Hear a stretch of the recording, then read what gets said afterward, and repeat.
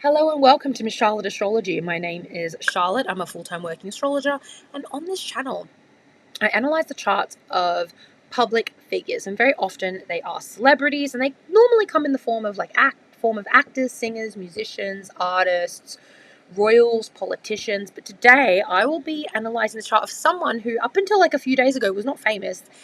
They were a CEO of a health insurance company called United Health or United Healthcare, and that person was Brian Thompson. He was tragically gunned down in the middle of New York City, like literally like a block or two away from Times Square, in broad daylight at like 7 a.m. And the guy that did it, apparently he was like a disgruntled customer. Was he a customer? He was upset about not something. He was upset about maybe not getting the health care that he needed. He had a back injury. There's been lots of stuff on in the media about it. That's what I know so far. But what I wanted to do is have a look at Brian Thompson's chart to understand the transits and maybe who he was. I'm not here to clap and cheer for the death of a person. And I know the company, they hurt a lot of people. Like, this company did not pay out. Like, it's just poor, shady, and dangerous business practices that has led to this. This is why you have to treat the collective with respect, because someone's going to get angry at you, because some of us, people like me, we're just not brave enough to do shit like that, or like we're not like insane enough to do shit like that. But some people are. So, I mean, Pluto and Aquarius stuff, man. Pluto and Aquarius stuff. Like, last time this happened, last time Pluto was in Aquarius, the monarchies fell down. But we don't have monarchies anymore. We have billionaire CEOs. We have celebrities. And people are growing very resentful.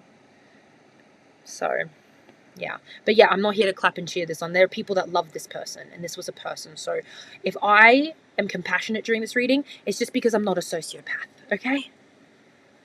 All right, great, fantastic. Okay, so Brian was a Sun and Mercury in Cancer, and you can see Saturn sitting in there. So there's a Capricornian influence here, someone who's incredibly ambitious. He's got a mind for money, a mind for business. And then he's got this moon in Pisces with Jupiter. I don't know what houses these are in. It would tell me a lot more.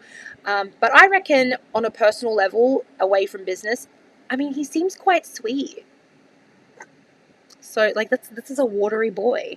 I do think that with the Chiron in Aries, because it squares the Cancer placements, I think there's a bit of insecurity around his masculinity, his manhood, his ability to lead. There could be some trouble with that.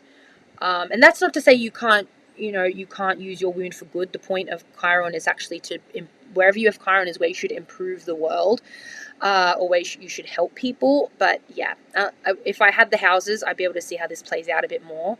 But he was going through his Chiron return. So the people born in the mid-70s, currently the ones in their 50s, they're going through it right now.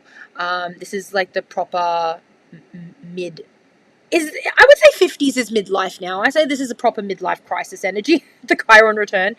And he's got a Mars in Leo at 19 degrees. So, as feminine as his placements are, like his moon, his sun, his Mercury, feminine water signs, his Mars it's a very ambitious, masculine, egotistical Mars placement that is pretty well aspected. It forms a mini trine with Venus and Uranus, so I feel like in the office he would be quite popular.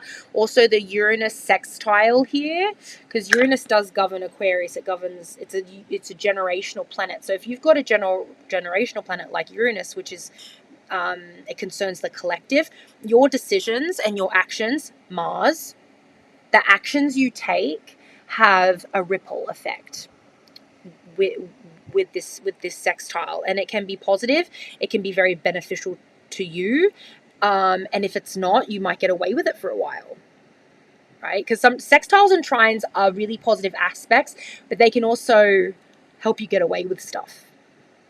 So There we go. And the Venus sextile Mars. Yeah, I mean, it's a charming placement. I feel like he was a very charming person. I think he could be quite sweet, and yeah, like on a like in terms of personality, he seems quite nice. But you got to remember, he was a CEO, highly ambitious. So he partook, encouraged, and maybe even was directly responsible for these really shady business practices, which ended up getting him sacrificed. North Node with Neptune. Now, North Node with Neptune is a really interesting placement because it's a generational placement. The people born in the mid-70s, we're talking like 74, 75, they've got this North Node with Neptune conjunction, and I'm getting a lot of clients that are making big sacrifices, or they themselves are the sacrifice. I've noticed that a lot of people in this generation are either getting sick, or they're losing a lot of money, or they're entering a life of some kind of service to God, or something like that. It can play out in so many different ways. So don't worry if you have this. It doesn't mean that you're going to get sick, but I have noticed just on my end with the clients that I get who have this, they're experiencing health issues. He didn't, well, as far as we know, he didn't have health issues, but he was sacrificed. He's probably maybe going to be considered one of the first sacrifices of this Pluto Aquarius transit. It's just beginning. This is going to be a snowball effect. This is going to inspire people.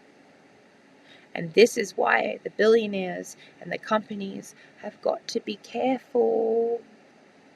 Be nice to people, because someone's going to tell on you. Most people aren't going to do this. Most people aren't going to pew you in the street. But all you need is one person and one bullet. That's all you need. So with this transit, the sun was moving, the transiting sun and Mercury, which was in retrograde, was moving over, making its way through Sagittarius on this North Node. So obviously that has been activated. It's lit up like a Christmas tree, this chart. A lot of conjunctions with the transits. So when you have a planet move over your North Node like this, it's just an energy that's pulling you towards your spiritual development. Or in this case, the end of his life, which is like true spiritual development. Like it's the ultimate, right? To leave this earth. And Neptune is one of the planets of death. This North Node at 19 degrees trines up with Mars. Mars, the phallus, leadership, masculine energy, right? It's the decisions and the actions that you take. There is a direct connection between his phallus, his decisions, and his actions with this sacrifice. He did something that led to this. That's what the trine is. And it was effortless. It was effortless. Not all trines are happy, by the way. It's just an effortless energy. Sometimes a trine is too easy, right? Him being a Leo Mars and ambitious and potentially fucking over thousands and thousands and thousands of people, which led to them being harmed or even worse, dying. Like his leadership, or lack thereof, poor leadership, led to this sacrifice right here. There's also this Chiron at 24 degrees. That's also trining. Chiron is the wound. So working with people's wounds or sicknesses, illnesses, also led to this sacrifice. And this forms a grand trine. I wish Astrological would show the grand trine. But yeah, you can see here, Mars, Chiron, and the North Node form a grand fire trine. It's very violent. It's very masculine. It's kind of like warrior weapon kind of energy. Like, so anyway, that's how I read it. If you have an analysis for it as well, please put it in the notes below. Okay? But yeah, it's a grand fire trine that led to the ultimate sacrifice. And he was made an example of. In terms of his personal placements, Moon, Jupiter, I wonder if he was a mama's boy. I find that Pisces moons can be. And that's also a bit of a sacrificial placement as well, because it is governed by Neptune. I would love to know where that plays out. And the squares, Venus square the moon. I mean, I can't make a comment on his personal life because he wasn't a famous person. But when I see squares to a Venus, there's a compromising of values, especially with Jupiter exactly at 17 degrees. Self-enrichment, potentially some hedonistic behavior leading to the compromise of values.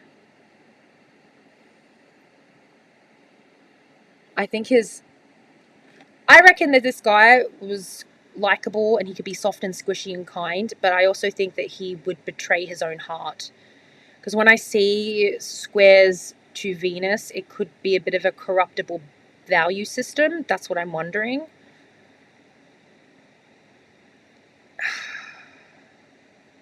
And I wonder if he understood the full extent of his the consequences of his decision making, if he would actually feel bad, because he might actually. He doesn't seem like a complete sociopath. A very ambitious, money hungry person, yes, but someone who is like maybe very distant from the people. Someone who's, because if you're a little king in your, in your chateau, or, sitting on your throne, you're not really going to hear the screams of the hungry, are you?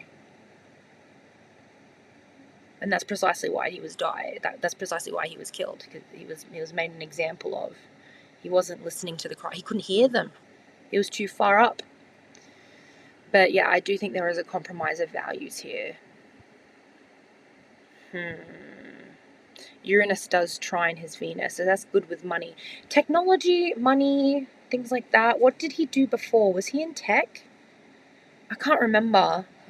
But Uranus is very favorable with his Venus and his Mars, which forms that mini trine. That's why I really would love a birth time. Pluto square Mercury. Another generational planet squaring off with a personal placement. So he's going to foot the blame for bad decisions. Interesting. I do think that Sun Saturn Mercury conjunction could make him quite ruthless and potentially greedy, especially if let's just say he was a Libra rising with Cancer on the midheaven. That would be a very ruthless 10th house. Even by itself, even if there is no house here, like, he's someone who's very interested in making money and doing business, and I think the Mercury retrograde maybe made him a poor communicator, or he just didn't understand aspects of the business. Because if you're all about the money and the numbers and you're not about the people, and you're working in healthcare, and that Mercury is squared off, he can't see, he can't think clearly. Yeah, he can't see or think clearly with that. Anyway, I wish I had more, but I don't. I wish I had like all the houses. What I can see here is that Saturn moving over his Pisces placements his moon. And Jupiter is an abundant planet, so if Saturn's moving over it, there's going to be a restriction of abundance. I'm wondering if he lost money, or like maybe there was some stuff with his home or his family, like there was difficulty around there. I did hear that he sold all his stocks in his company like a few months before he passed away, like because there was a lot of upheaval about how the company was being run. So Saturn's transit through here is not pleasant at all. His personal life was also likely affected because of this. The North Node on his Chiron, whatever part of the house that is, that's also being tickled right there. His ability to lead was likely being questioned. The South Node, he's got nothing in Virgo, but the South Node is moving through Libra, a release of control. He had to release something here. And Pluto is related to money, and a Uranus is related to the collective, so there might be a loss of reputation potentially, because Libra is also about relationships and your connection with people. So if the South Node is moving through there and you have placements, you're releasing connections, and maybe there is like you're in someone's shit list. And I have a Libra moon, so yeah, I'm on some people's shit list. Yeah. What else? Yeah, and then he had his Mars return. He has his Chiron return, and then the Sun moving over, Sun and Mercury moving over his midheaven, and Neptune creating like a fire trine, transiting over his natal fire trine. It's very violent. And you know when someone dies, not that there's a definitive transit for it, but I always say when someone dies, the chart clicks into place. And that's exactly what's happened here. The chart has clicked into place. And he achieved his destiny. He died for a reason. So, Pluto and Aquarius shit. And the moon moved over his Lilith and his Pallas Athena. I would love to know where this is in his chart in terms of houses, because the asteroid that represents your creative and strategic genius, sitting in retrograde, so it could go left, is in a conjunction with Lilith, which is the dark feminine,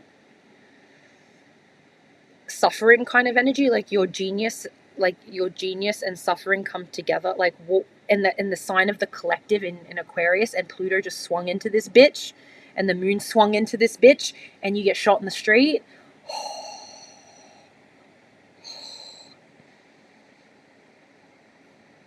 Yeah, man was walking around with a target on his back. That's all I have, guys. It's a short one today. If I had his rising sign, if it ever comes out, his birth time, I'll amend the chart. But yeah, as you can see, his chart clicked into place. Even Jupiter was on his Venus in retrograde. Yeah, he was losing some money. That Jupiter is retrograde. So yeah, you can see all these conjunctions. So much happening. Anyway, thank you so much for listening. What are your opinions below? Are you one of these people that are like, yay, a person died? Or are you someone that is that is a bit sad about it like me? I don't think this is not fun. This is not fun for me. But then again, I understand why people are happy. I'm just not personally that excited about it. Yeah. All right. Thanks so much. Say goodbye to the kitty.